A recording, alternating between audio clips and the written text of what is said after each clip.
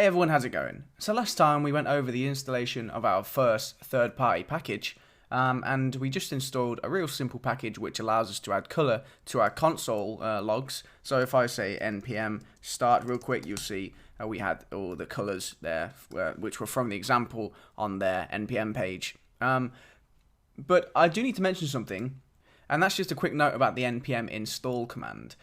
So if you download the zip file attached to each lecture, they won't have the node modules folder in there, and that's because when you install more and more packages, this node modules folder can get really big.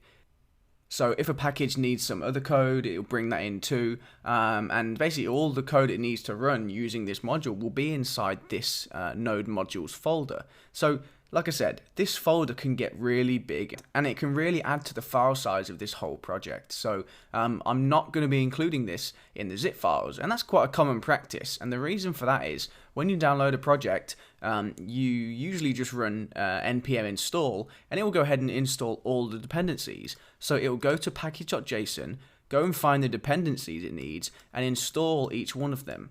So let me show you real quick. If I just delete this node modules folder, so delete that. So this is how your project will look if you download the zip file attached to one of the lectures. There's no node modules folder. Now that means if you try and run this, so npm start, just like we had before, you're going to get an error because the code for, in our case, colors, does not exist yet. We haven't installed it. There's no node modules folder, so the code just isn't there.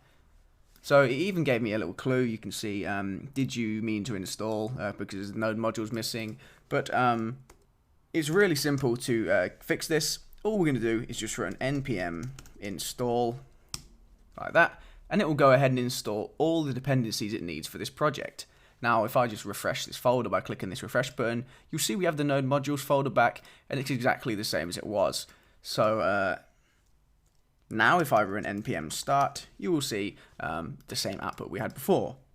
So I need to tell you this because some of you might try and download the zip file attached to the lecture and you'll find it won't run because there are modules missing. So just know that anytime you download the files, you're going to have to run npm install to install the dependencies first. And this is a very common practice amongst anyone that's sharing node packages.